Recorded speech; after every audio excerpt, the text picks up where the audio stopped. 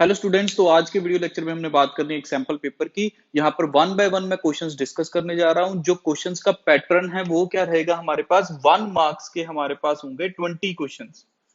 1 marks के 20 questions होंगे। 2 marks के हमारे पास 7 क्वेश्चंस हो गए, मतलब 7 into 2 हमारे पास हो जाएगा 14। 3 मार्क्स के हमारे पास 7 क्वेश्चन होंगे 21। और 5 मार्क्स के हमारे पास कितने होंगे 3 क्वेश्चन, मतलब 15। टोटल हमारा 70 मार्क्स का पेपर होगा।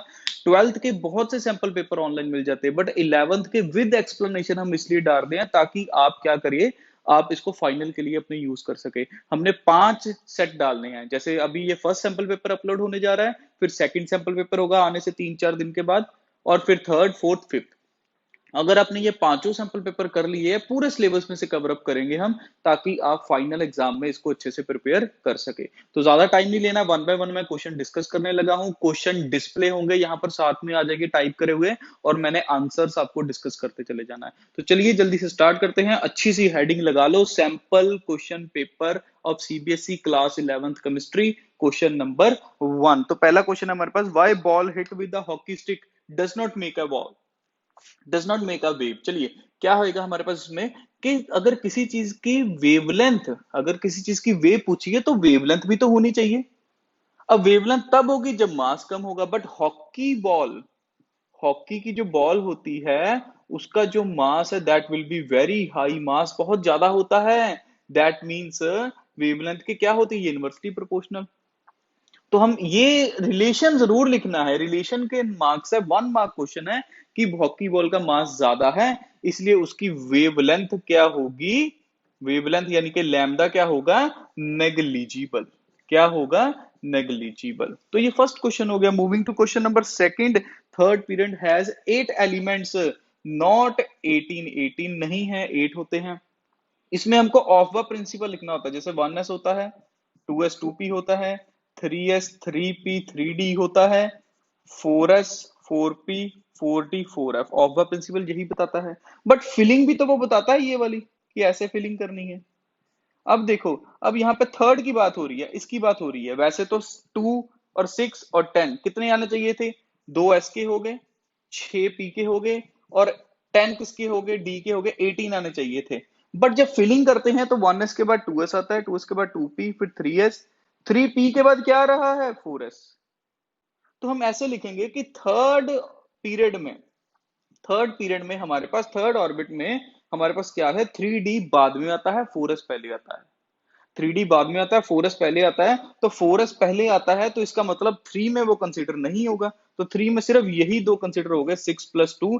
10 वाला नहीं लगेगा, और 6+2 मतलब क्या हो गया, 8 हो गया। ये चीज लिखनी है आपको।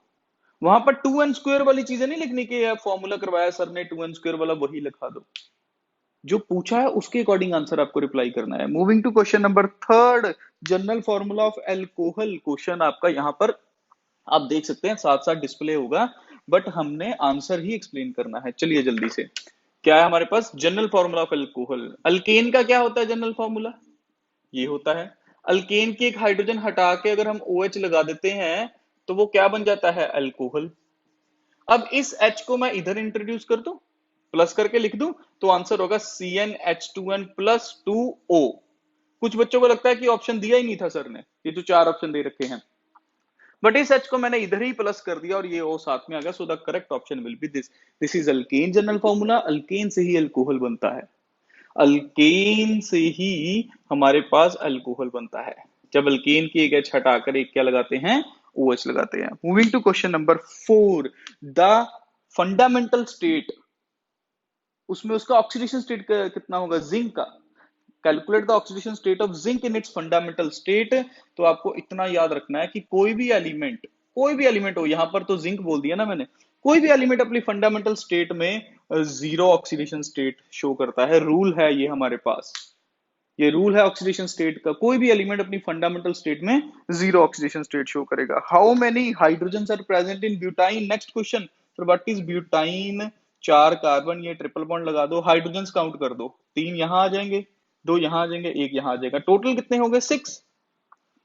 ब्यूटाइन का स्ट्रक्चर बनाओ और 6 हाइड्रोजन को टिक कर दो, आपको पूरा 1 मार्क मिलेगा। Next, the shape of IF6 negative, F6 negative की शेप बतानी है। 6 जहां होते हैं हमको पता है शेप ऑक्टाहेड्रल है, हमने हाइब्रिडाइजेशन वीबीटी पढ़ रखी है, ऑक्टाहेड्रल है। बट ये जो नेगेटिव आ गया ना, ये ऑक्टाहेड्रल को क्या कर रहा है, डिस्टॉर्ट कर रहा है। So the correct answer will be distorted octahedral, ये डिस्टॉर्टेड ऑक्टाहेड्रल चलेगा।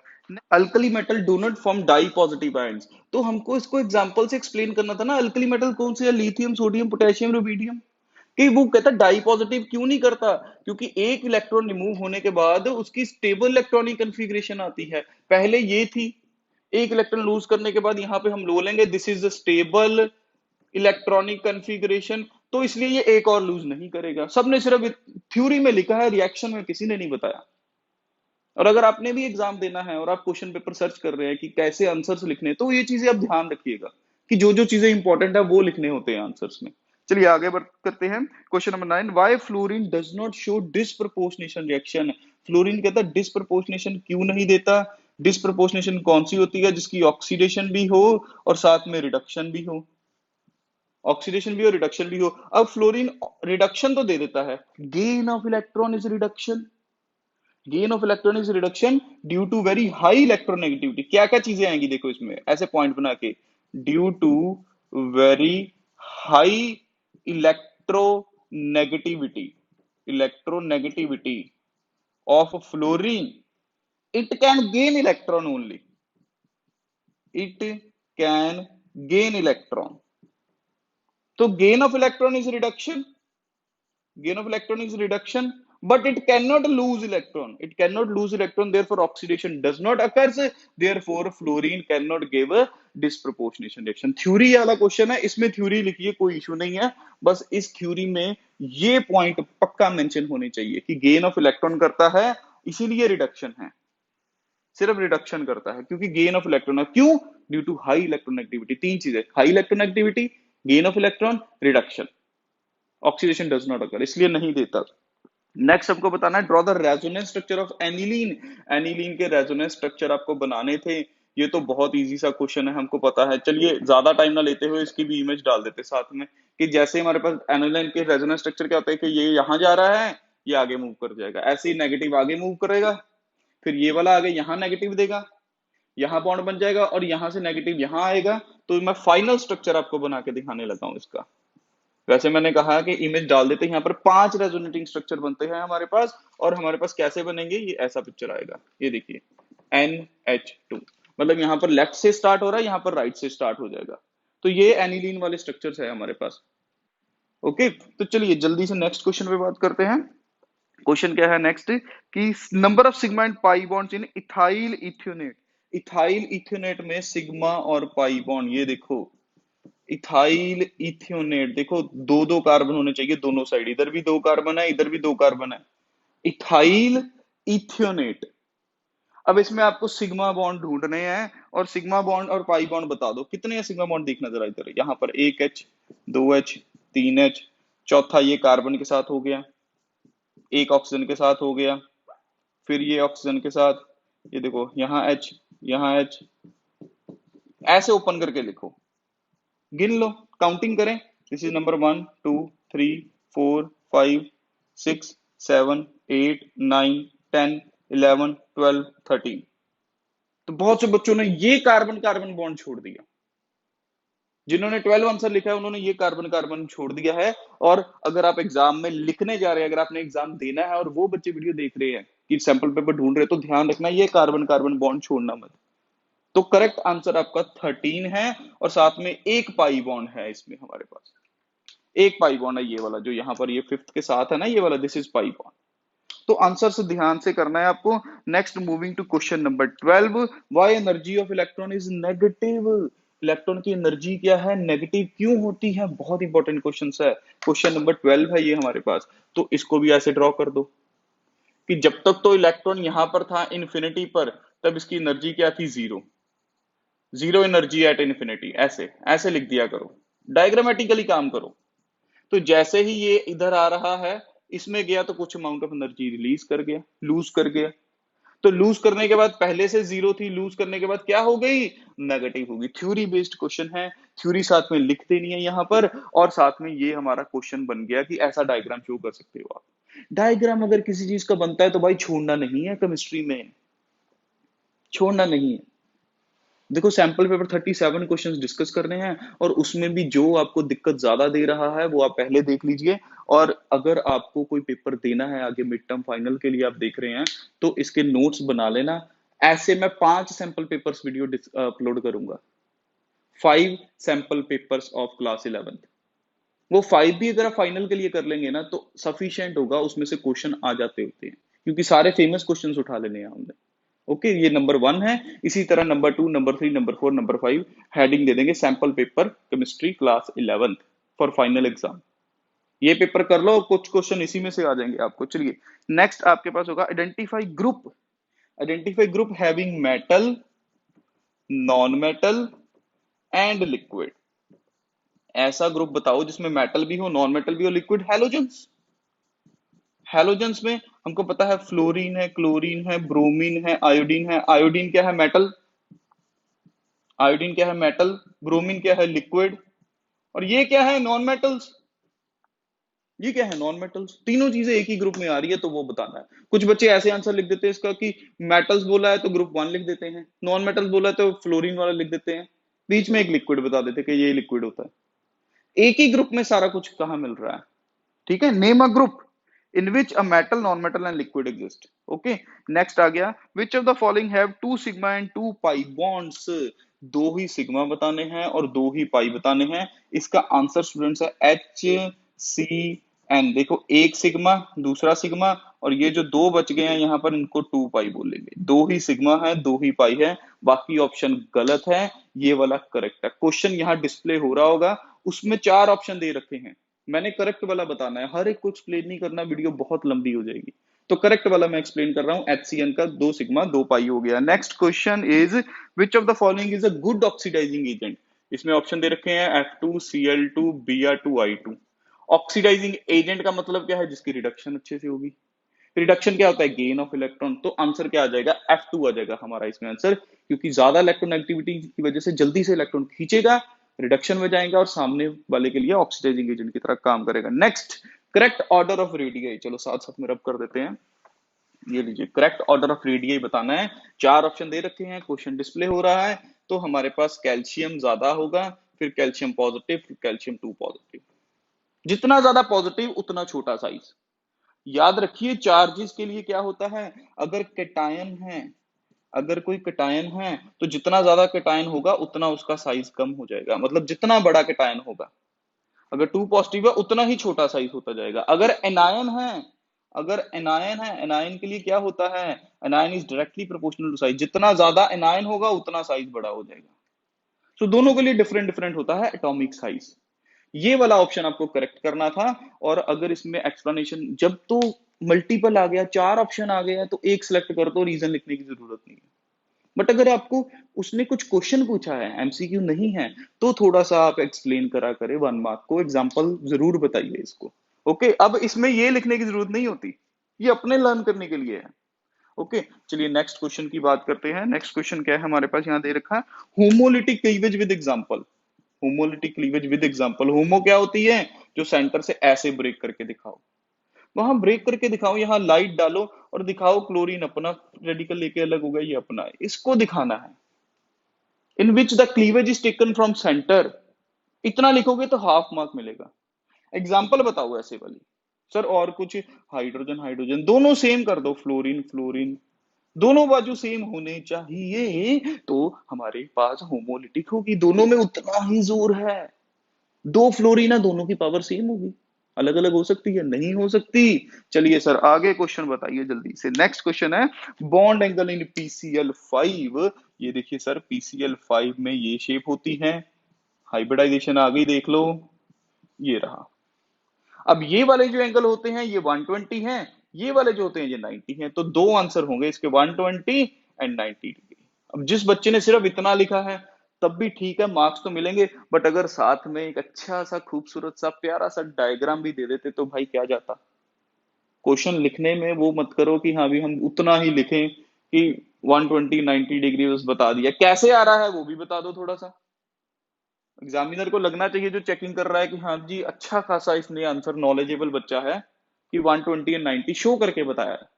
ओके चलिए नेक्स्ट क्वेश्चन की बात करते हैं। Define VSEPR theory. VSEPR theory में ये चीज लिखनी जरूरी है कि lone pair lone pair, lone pair bond pair और बॉन्ड पेयर रिपल्शन, इसमें से कौन सी ज्यादा है, ये लिखनी है। और सीधा इतना लिखिए कि whenever bond pairs are replaced with lone pair, whenever bond pairs are replaced with lone pair, the shape or geometry of the molecule will change, the shape and geometry of the molecule will change. इस तरह से answer लिखिए। Next हमारे पास आ रहा है Y हुंस rule, नहीं इससे पहले क्वेश्चन है 28th, which bond is more stronger, sigma और पाई, कौन सा भाई ज्यादा स्ट्रॉन्ग होगा, सिग्मा ज्यादा स्ट्रॉन्ग होगा या पाई ज्यादा स्ट्रॉन्ग होगा।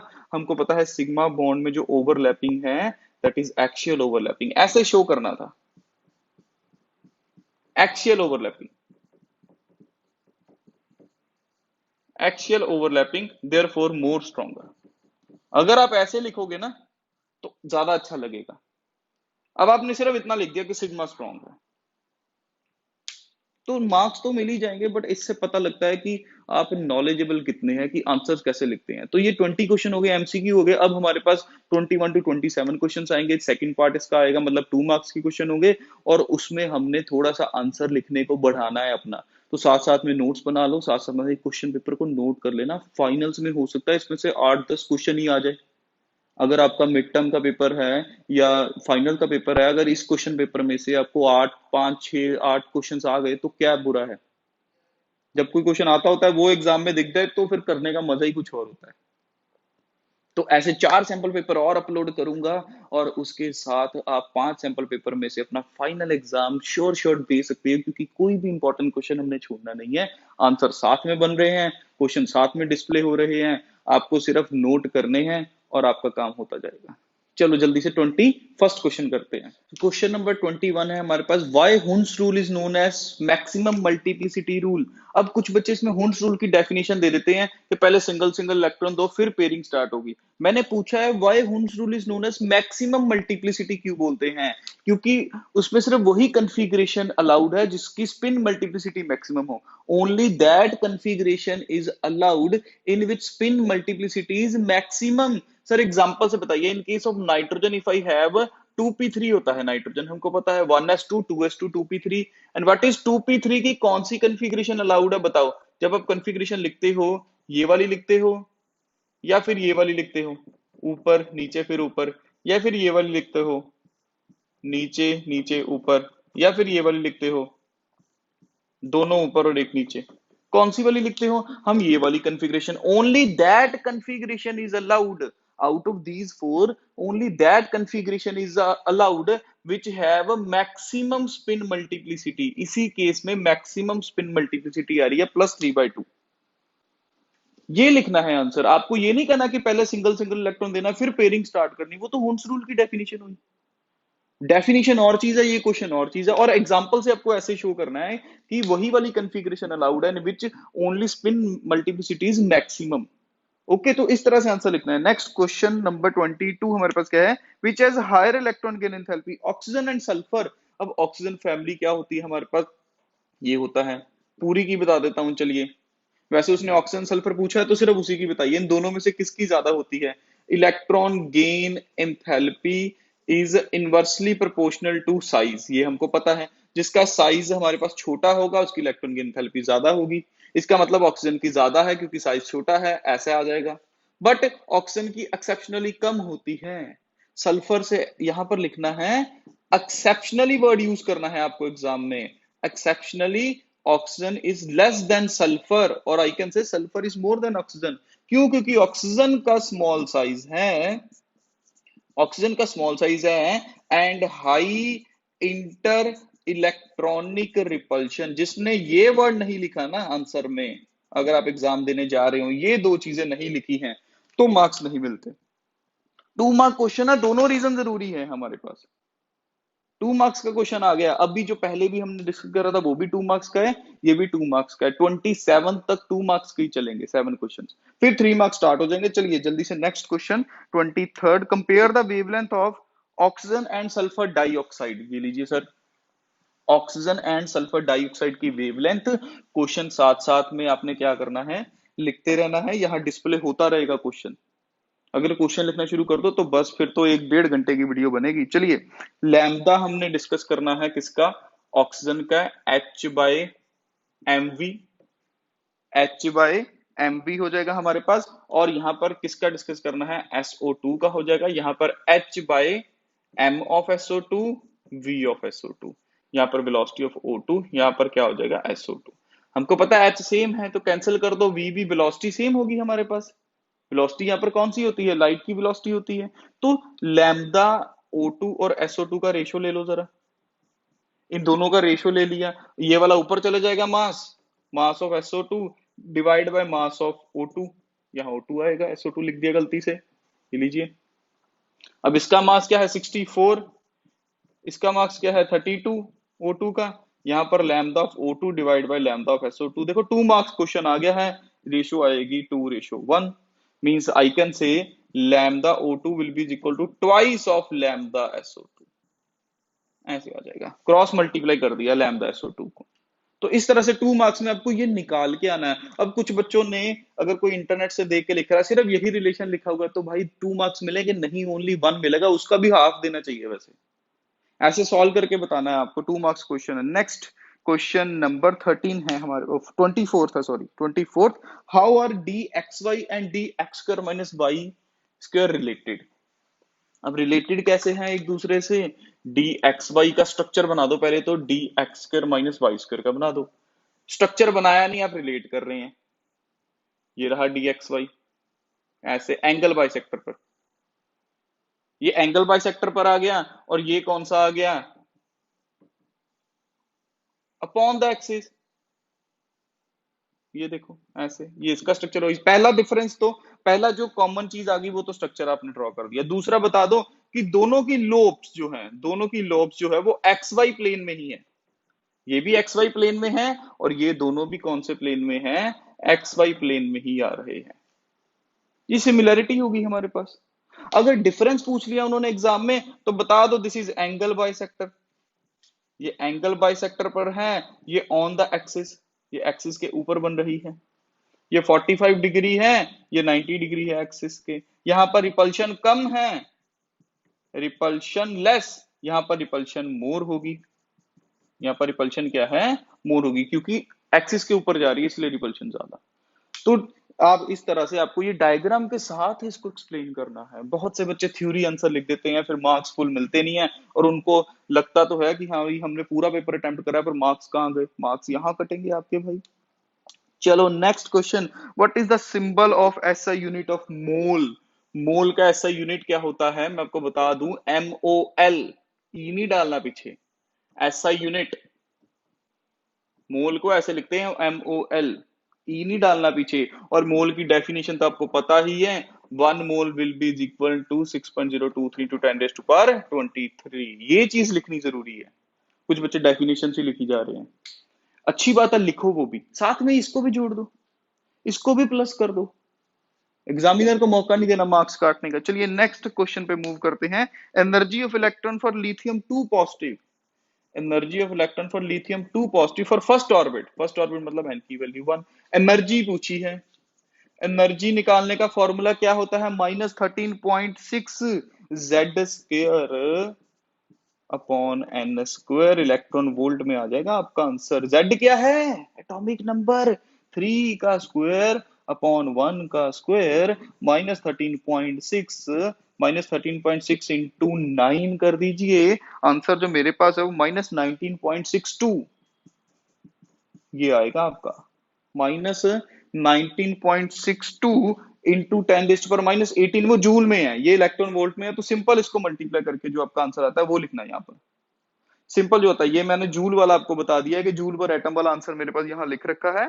जूल वाला फॉर्मूला कौन सा लगना था, -2.18 into 10⁻18 Z square upon n square, ये जूल पर एटम है। देखो यूनिट चेंज हो रही है, ये इलेक्ट्रॉन वोल्ट है, वो जूल पर एटम है हमारे पास। ओके, ये माइनस का आता है। इसका आंसर जो मैंने अभी बोला था वो इसका था हमारे पास, ये वाला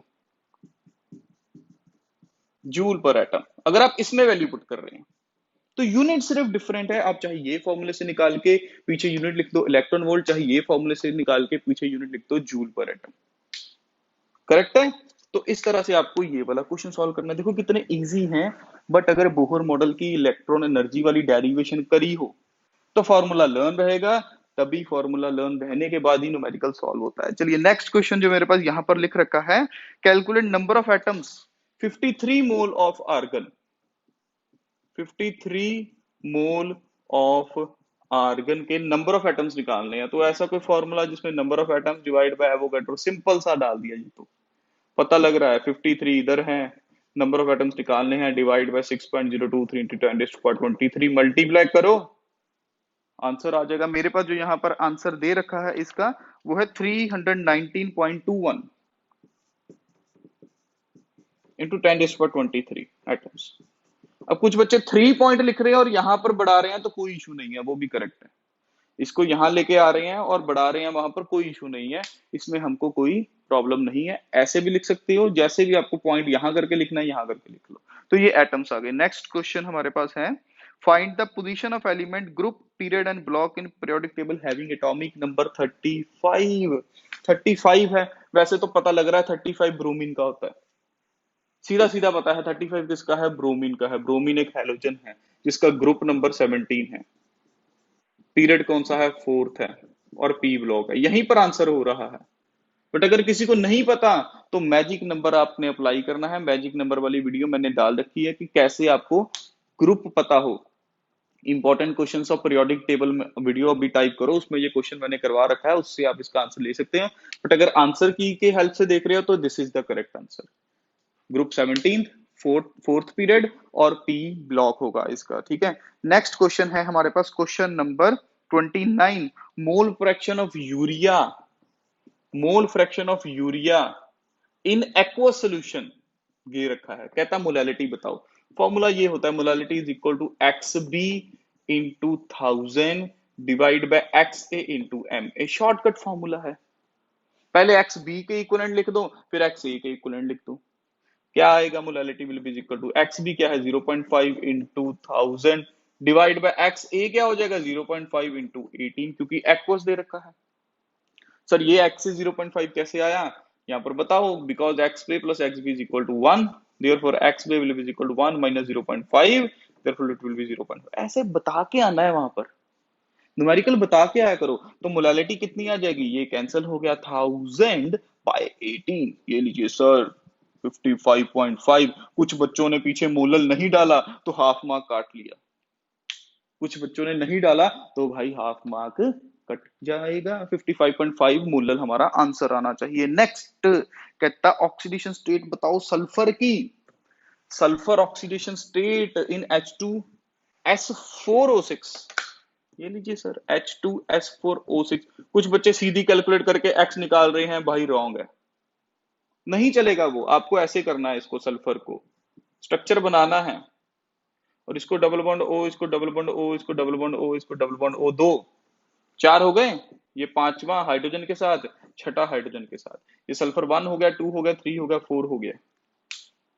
तो ये वाला कितना शो कर रहा है, +5, कैसे, -2 -2 -1, -2 -2 -1 कितना होगा, -5, तो ये +5 शो कर रहा है, ये 0 शो कर रहा है, ये 0 शो कर रहा है, ये भी +5 शो कर रहा है।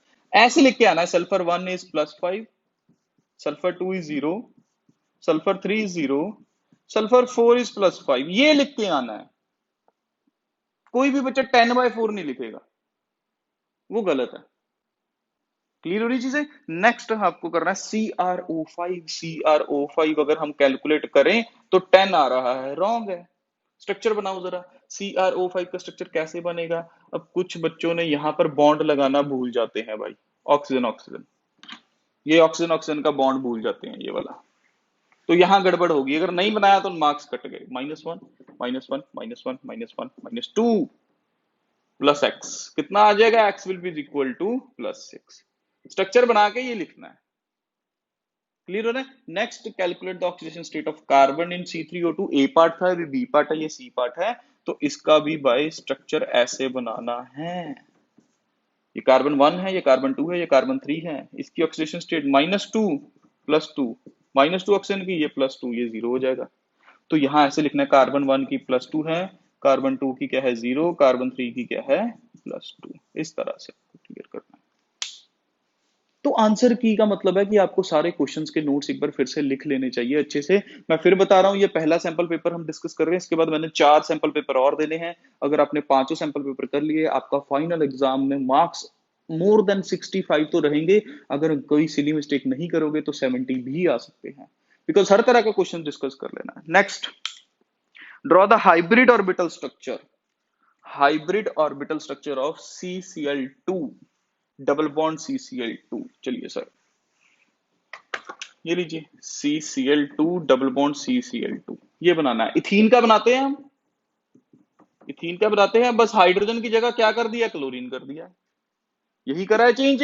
तो ये क्वेश्चन भी वैसे मैंने केमिकल बॉन्डिंग में डिस्कस कर रखा है, फिर भी बताता हूँ। एक कार्बन का सबसे पहले ऐसे लिखना है 1s2 2s2 2p2। अब कुछ बच्चों ने ये लिखा ही नहीं होगा, तो मार्क्स कटने तो बनते हैं 2p2। उसके बाद एक्साइटेशन शो करेंगे 1 2 3, उसमें भी हम sp2 चूज करेंगे पहले, और एक pz छोड़ देंगे, एक pz छोड़ देंगे sp2। अब sp2 की शेप क्या होगी,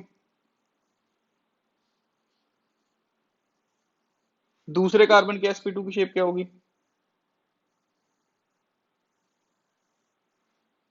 axial overlapping, carbon carbon single bond, ऐसे शो करना सिग्मा। ये जो pz बचा है, ये जो pz बचा है, इसमें sp2 लिखना है एग्जाम में, sp2 इधर भी लिखेंगे sp2, ये sp2 ऑलरेडी लिखा है, ये sp2, ये हो गई डबल बॉन्ड।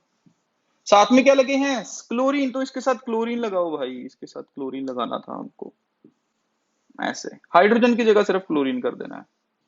बताओ यहां पर क्लोरीन है, ये रहा क्लोरीन, ये रहा क्लोरीन।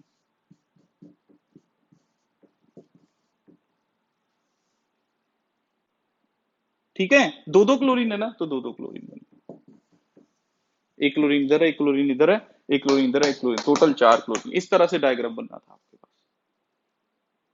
तो ये वाली चीज लिखनी जरूरी, क्योंकि 3 मार्क्स में क्वेश्चन आ रहा है। 2 मार्क्स का डायग्राम, एक 1 मार्क की ये होगी हमारे पास एक्सप्लेनेशन, और ये वाला स्ट्रक्चर भी बताओ कि एक सिग्मा है, एक पाई है, और ये भी सिग्मा सिग्मा आ जाएंगे, ये भी सिग्मा सिग्मा आ जाएंगे। 5 sigma bonds and 1 pi bond. ठीक है, नेक्स्ट क्वेश्चन है difference between valency and oxidation state. उसकी इमेज हम डाल देते हैं यहाँ पर, वैलेंसी एंड ऑक्सीडेशन स्टेट की। 3 पॉइंट उधर लिखो, 3 पॉइंट इधर लिखो। अगर 3 मार्क्स में है तो 3 पॉइंट्स, अगर 2 मार्क्स में आता है तो 2 पॉइंट्स। तो ये ऐसे थ्योरी क्वेश्चन खुद कर सकते हैं। और हमको नेक्स्ट न्यूमेरिकल, अब जो 3 मार्क्स के हमारे पास खत्म हो रहे हैं, हमारे पास 33rd 34th 35th 36 37, ये हमारे पास 5 क्वेश्चंस रह गए हैं। अब इसको डिस्कस करते हैं, साथ साथ में लिख लो, फाइनल्स के लिए संभाल के रखो इसको। ये नहीं कि अगर आपके मिड टर्म का ये पेपर है और आप आंसर की वजह से देख रहे हैं तो आप इसको छोड़ देंगे। अच्छे से नोट करके रखो, फाइनल्स में बहुत काम आते हैं ऐसे क्वेश्चन। नेक्स्ट स्टूडेंट, हमारे पास न्यूमेरिकल है। न्यूमेरिकल हमारे पास डेंसिटी दे रखी है, और एक मोलैलिटी दे रखी है, और हमारे पास वॉल्यूम दे रखा है।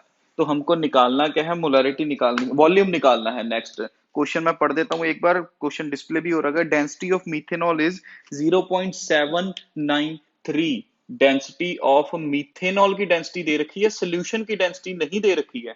Density of methanol is 0.793 KG पर लीटर है बॉयज, ध्यान से, केजी पर लीटर, ग्राम में नहीं है, केजी में है। What is its volume needed, volume चाहिए, कितना चाहिए वॉल्यूम हमको, कि 2.5 लीटर ऑफ इट्स 0.25 मोलर। अब देखो, हमको एक वॉल्यूम दे रखा है, कितना दे रखा है, 2.5 लीटर्स, एक वॉल्यूम दे रखा है 2.5 लीटर्स, और एक मोलैलिटी 0.25 मोलल दे रखी है। देखो, उसने डेंसिटी दे रखा है, इस डेंसिटी से मैं एक और मोलैरिटी निकाल लूं, और हमको पता है वॉल्यूम ऐड हो रहा है। वॉल्यूम ऐड करने का मतलब क्या है, सोल्यूशन क्या है, डाइल्यूट, सोल्यूशन क्या है, dilute. And in dilute solution, यहां पर लाइन लिखनी है, in dilute solution molality can be equal to molarity, molality can be equal to molarity. तो ये चीज आपको लिखनी जरूरी है। तो कैसे करना है क्वेश्चन मैं बताता हूं। सबसे पहले molarity will be equal to, क्या होता है हमारे पास, number of moles upon volume of solution that should be in litre, ये पता है। अब देखो करना कैसे है, स्टेप 1 मैं आपको बताने लगा हूं। सबसे पहले मॉलिक्यूलर मास लिखो, molecular mass of methanol, methanol क्या है, CH3OH। इसका मॉलिक्यूलर मास आ रहा है 32 ग्राम पर मोल। कितना आ रहा है, 32 ग्राम पर मोल, ग्राम पर मोल आ रहा है हमको। बट डेंसिटी मीथेनॉल की किसमें दे रखी है, किलोग्राम पर लीटर में, किलो का केजी में दे रखी है, ये ग्राम में है, तो इसको हम कन्वर्ट करेंगे 0.032 केजी पर मोल। मैंने किस में चेंज कर लिया, केजी पर मोल में कर लिया। क्यों करा, क्योंकि डेंसिटी मिथेनॉल की किस में दे रखी है, केजी में दे रखी है, इसीलिए मैंने इसको भी क्या कर दिया, केजी में चेंज कर दिया। तो ये आ गया 0.032 केजी डिवाइड बाय 1000 कर दिया।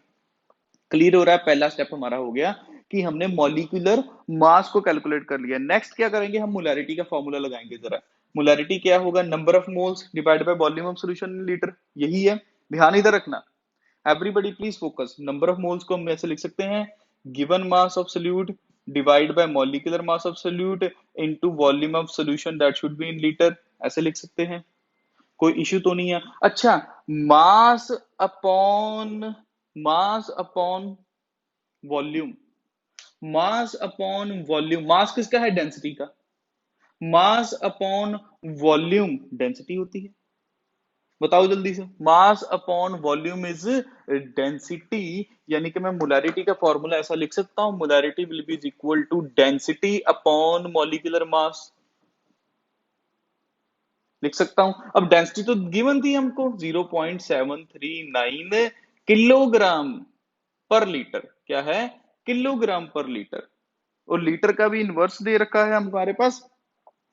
और देखो इधर ध्यान से, ये इनवर्स दे रखा, कर लेना वहां पर। और मॉलिक्यूलर मास कितना है हमारे पास, 0.032 केजी पर मोल।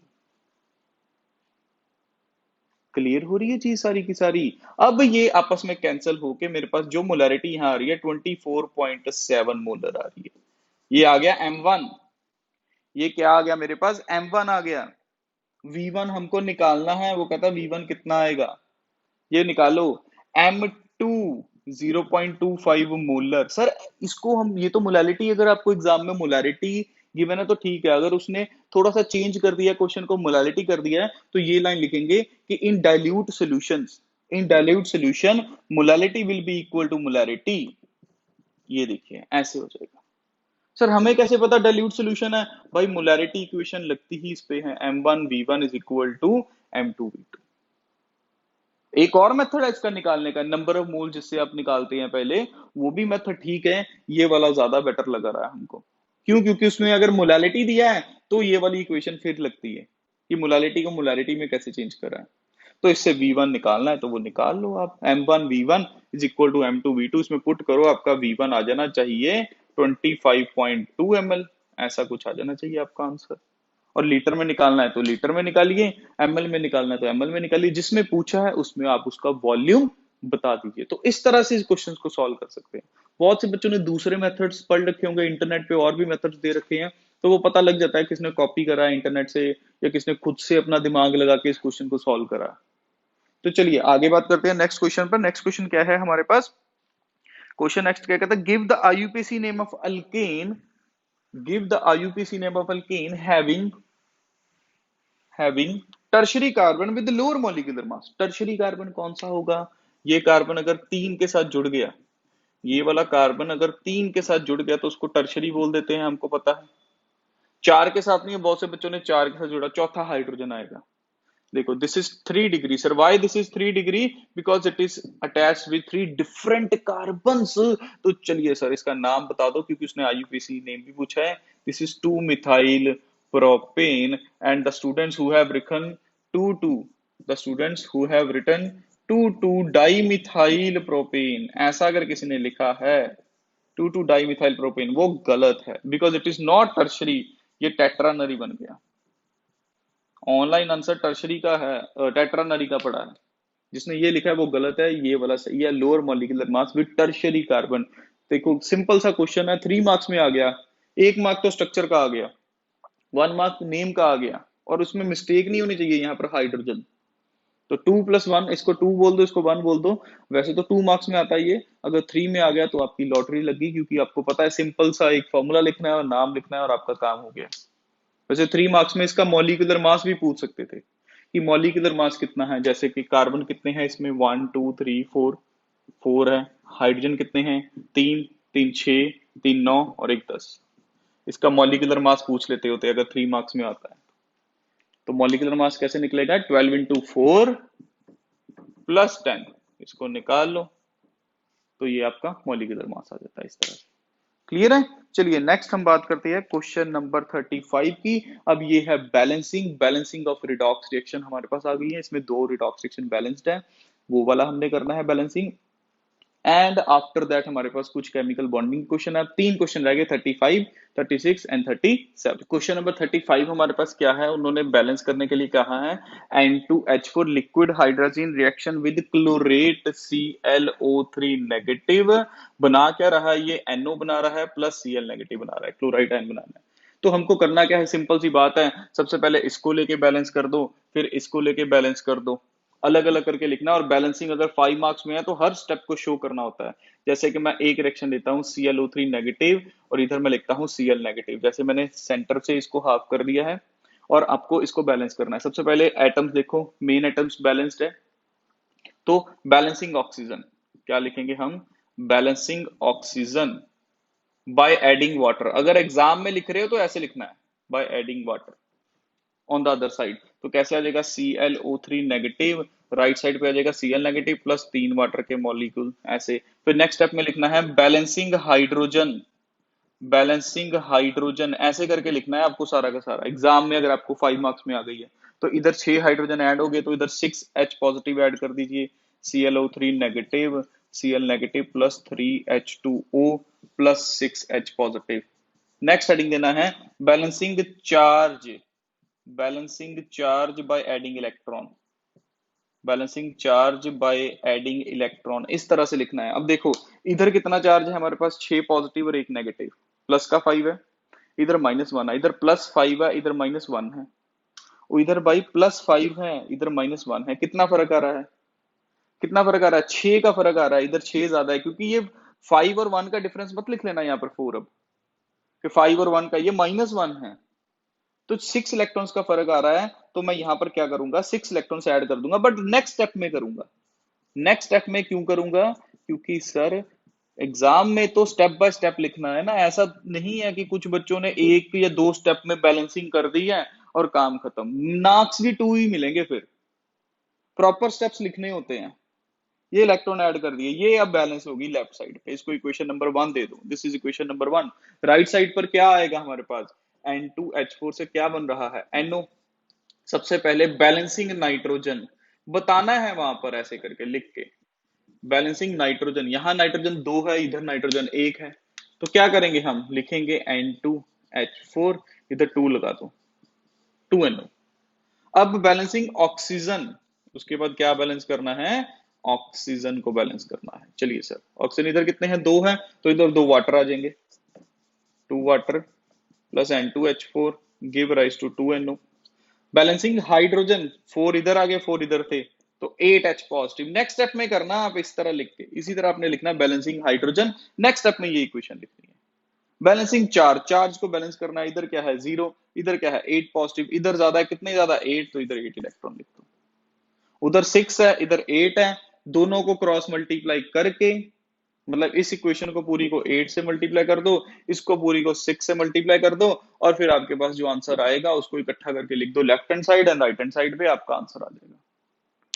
और लास्ट में जो आंसर होना चाहिए उनका चार्ज आप जरूर चेक करिए कि कितना आ रहा है, चार्ज बैलेंस आ भी रहा है या नहीं आ रहा है, ये चीजें आपको चेक करनी है। मेरे पास जो आंसर है वो है 4ClO3 negative, 4ClO3 negative plus 3N2H4 plus 3N2H4 give rise to 6NO, 6NO plus 4Cl negative plus 6 water. देखो चार्ज जरूर चेक करो, बाकी चीजें चेक करो ना करो। इधर 4 नेगेटिव है, इधर भी 4 नेगेटिव है चार्ज। नाइट्रोजन क्या है, 3 2 6 है, इधर भी नाइट्रोजन कितने हैं 6 है। चेक जरूर करिए बैलेंस करने के बाद। और इसी का और पार्ट में अगर बैलेंसिंग आ गई, बैलेंसिंग के 2 क्वेश्चंस हैं, दोनों को इसी मेथड से आप बैलेंस कर सकते हो। उसने कहा नहीं है कि आपको ऑक्सीडेशन से करना है या आयन इलेक्ट्रॉन से करना है, आयन इलेक्ट्रॉन से करिए, ये आयन इलेक्ट्रॉन वाला मेथड था। ऑक्सीडेशन से भी कर सकते हैं, कोई इशू नहीं है। चलिए नेक्स्ट बैलेंसिंग हमारे पास क्या दे रखा है, उसने उसने दे रखा है N2O4 प्लस Br नेगेटिव। क्या दे रखा है, फिर वही है N2O4 प्लस Br नेगेटिव, वही है, हाइड्रोजीन ही है, दोनों में से कोई एक करनी है। N2O4 Br नेगेटिव, और साथ में बस राइट साइड पर है NO2 negative, NO2 negative plus BrO4 negative. NO2 negative plus BrO3 negative आना चाहिए, वैसे 4 नहीं आना चाहिए, BrO3 नेगेटिव, ये लीजिए। वही सेम सेंटर में लाइन लगाइए, पहले Br वाले को ले लीजिए, Br negative to BrO3 negative. Bromine balance है, balancing oxygen on left hand side by adding water molecule. जैसे ये करा था वैसे ही लिखना है, अब ज्यादा टाइम नहीं लगाएंगे। 3 ऑक्सीजन है तो 3 वाटर ऐड कर दो, ये लो बॉस, BrO3 नेगेटिव। हाइड्रोजन आ गए 6, तो 6H पॉजिटिव ऐड कर दो। अब जैसे मैं अब लिख रहा हूं एक ही में, ऐसा नहीं करना एग्जाम में, अलग अलग करना है। अब इधर एक नेगेटिव है, इधर एक नेगेटिव है, इधर 6 पॉजिटिव ज्यादा हो गए, 6 पॉजिटिव ज्यादा है हमारे पास, तो 6 पॉजिटिव है इधर, और इधर क्या है, एक नेगेटिव है। क्लियर हो रहा है दोनों के दोनों कैसे सेम हो रहा है हमारे पास, ये 6 पॉजिटिव हो गया और एक नेगेटिव हो गया, टोटल 5 हो गया, और इधर -1 है।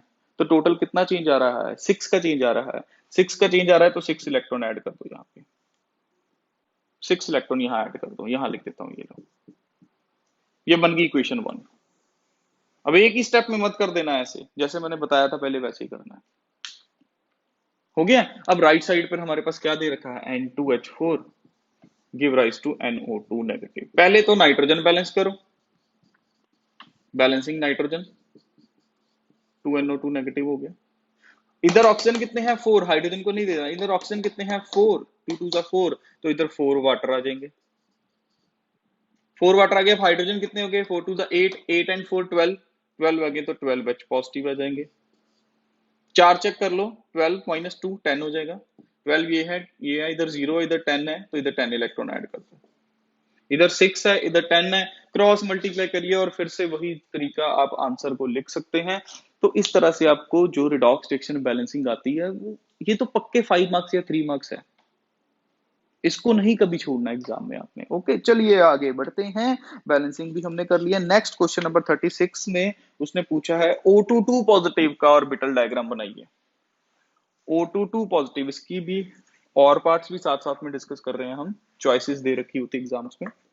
तो O22 पॉजिटिव, O2 का बनाइए, O पॉजिटिव मतलब ऐसे हो जाएगा, मतलब कॉन्फ़िगरेशन होगी 1s2 2s2 2p3, इसकी भी क्या होगी 1s2 2s2 2p3, ऐसे लिखना है। वैसे 2p4 होना चाहिए था, बट एक पॉजिटिव है तो भाई इलेक्ट्रॉन तो निकालना पड़ेगा, 1s2, ये रहा 2s2, ये रहा 2p3। नाइट्रोजन वाली कॉन्फ़िगरेशन आ गई 1s2 2s2 2p3, same 1s2 2s2 2p3। ये भी O पॉजिटिव है, नीचे लिखिए पॉजिटिव, इधर भी लिखिए O पॉजिटिव। बॉन्ड ऑर्डर निकालिए, इन दोनों को मिलके क्या बनेगा, 1 is bonding, 1 is anti bonding. इन दोनों को मिलके फिर ऐसे ही कुछ बनेगा, 1 is bonding and 1 is anti bonding. और इन तीनों को मिलके बनेगा हमारे पास, क्या बनेगा, 1 2, इस 1 को थोड़ा छोटा बनाना, 1 2 अगेन 2, फिर 1 1 2 2 1। ऑक्सीजन के लिए याद रखेंगे, नाइट्रोजन के लिए क्या था, 2 1 2 1। अब 7 इलेक्ट्रॉन इधर है, 7 इधर है, फिलिंग कर दो, 2 4 6 8 10 11 12 13 14। ये लीजिए बॉन्ड ऑर्डर निकालो, 1/2 bonding minus anti bonding, 2 marks में आ जाता है क्वेश्चन।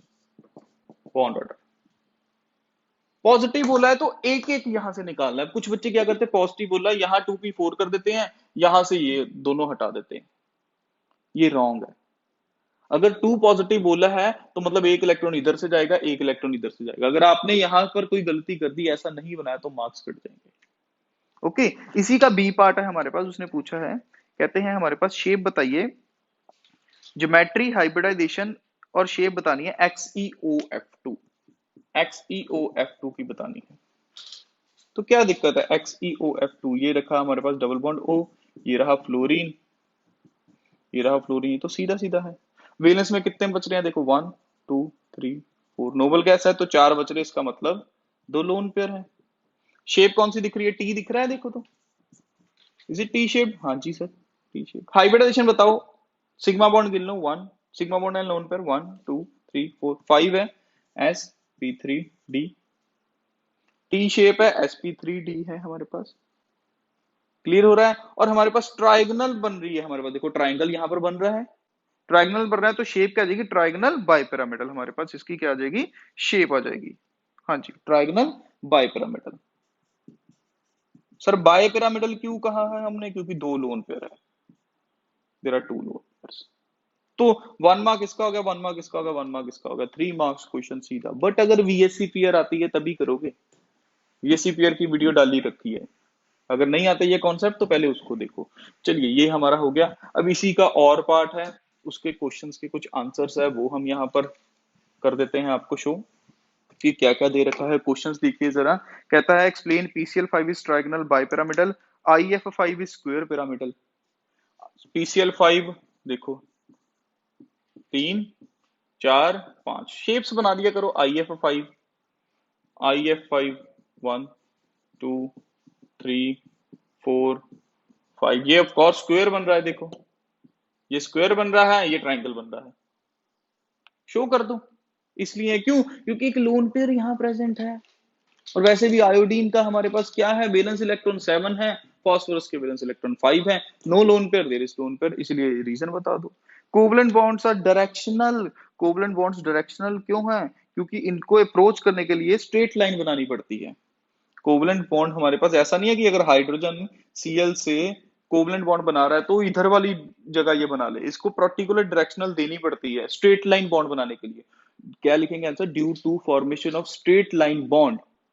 ऐसे थोड़ा ना बनाएंगे, ऐसे थोड़ा ना बनाएंगे बॉन्ड, यहाँ हाइड्रोजन शो कर दो, यहां से क्लोरीन ऐसे बॉन्ड बनाएगा ना, स्ट्रेट लाइन बनाने के लिए इसको डायरेक्शनल देना पड़ता है, जबकि आयनिक में ऐसा नहीं होता। तो आप आंसर लिख सकते हैं because the first covalent bond require to forces atoms to approach each other in a straight line, therefore it is directional in nature। Next question है, कहता है CaF2, CaF2 आयनिक है या कोवलेंट है, ना ही सॉरी आयनिक कोवलेंट नहीं, इसने क्या पूछा मैं बता दूं, लीनियर है और बेंट है, कहता लीनियर है और बेंट है। शेप्स की, लीनियर मतलब ऐसे, बेंट मतलब क्या हो गया ऐसे, कहता लीनियर है या बेंट है। हम ना जो ये शेप्स कर रहे हैं BACPR ये सबकी, ये किसकी कर रही है, हम कोवलेंट कंपाउंड्स की कर रहे हैं, जबकि CaF2 इज आयनिक, ये कहता है आयनिक। सो हम लिखेंगे नाइदर लीनियर नॉर बेंट, ये सारा कुछ कोवलेंट के लिए था, ये तो आयनिक है, कैल्शियम अपने इलेक्ट्रॉन्स देना चाहता है, तो इस तरह के क्वेश्चंस आपके पास। Next, resonating structure of nitrite, nitrate NO3 आ जाएगा हमारे पास। NO3 का मतलब क्या है, एक डबल बॉन्ड, एक कोऑर्डिनेट बॉन्ड, एक के पास नेगेटिव चार्ज, ये लीजिए रेजोनेंस। एक बार डबल बॉन्ड यहां शो कर दो, एक बार यहां शो कर दो, एक बार यहां शो कर दो, कैसे सर, जैसे अभी इधर बनाया है ऐसे ऊपर शो कर दो डबल बॉन्ड, इधर कोऑर्डिनेट आ जाएगा और इधर दूसरा आ जाएगा वो नेगेटिव वाला, और इस बार डबल बॉन्ड इधर शो कर दो, इस तरह से 3 हमारे पास जो है वो इसके स्ट्रक्चर बन जाएंगे। And the last question in this 36th is conditions of VBT। VBT की कंडीशंस क्या होती हैं, एक तो हाफ फिल्ड ऑर्बिटल चाहिए, एक तो हाफ फील्ड ऑर्बिटल चाहिए, और ऊपर से स्पिन क्या होनी चाहिए, ऑपोजिट स्पिन होनी चाहिए। तो ये 5 क्वेश्चन हमारे पास जो थे वो 1 1 मार्क में आए थे, और साथ में ऊपर कौन से थे, एक O2 2 पॉजिटिव था, और साथ में क्या था, XeOF2 की उसने शेप पूछी थी। तो ये क्वेश्चन नंबर 36 था। अब हमारा रह गया एक last question, that is question number 37।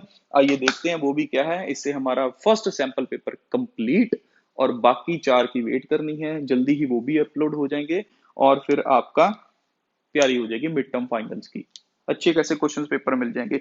अब ये जो लास्ट है ये हमारे पास ऑर्गेनिक का क्वेश्चन है। ऑर्गेनिक के क्वेश्चन के लिए हमको क्या है, उसने दे रखा है, देखना जरा इधर, CH2 IUPAC नेम बताने हैं, CH2 double bond CH, single bond CH, क्या दे रखा है मैं आपको बता देता हूँ यहाँ से देख के। फिर उसने दे रखा है CH2 double bond CH, single bond CH, फिर डबल बॉन्ड CH है, यहाँ CH है, C ट्रिपल बॉन्ड CH है, यहाँ नीचे फिर डबल बॉन्ड दे रखा है, ये देखिए ऐसा दे रखा है उसने। तो प्रेफरेंस डबल बॉन्ड को या ट्रिपल बॉन्ड को, ऑफ कोर्स डबल बॉन्ड को देनी है, ऑफ कोर्स डबल बॉन्ड को देनी है। अब ये वाला ब्रांच में चल गया, और इस ब्रांच को हम बोलते हैं इथाइन, इथाइनिल, इथाइनाइल बोलेंगे, क्या बोलेंगे, इथाइन होता है ना वैसे पीछे वाई लग जाएगा क्योंकि ब्रांच में चला गया, इथाइनाइल। नंबरिंग बहुत से बच्चे यहां से नंबरिंग स्टार्ट करते हैं 1 2 3 क्योंकि ये लगा ब्रांच, नहीं, डबल बॉन्ड को प्रेफरेंस देनी है 1 2 3। थर्ड पे डबल बॉन्ड इधर है, उधर थर्ड पर क्या है, ब्रांच है, तो इधर से देनी है 3 4 5 6 7। 5 पर क्या लगा है, इथाइनाइल।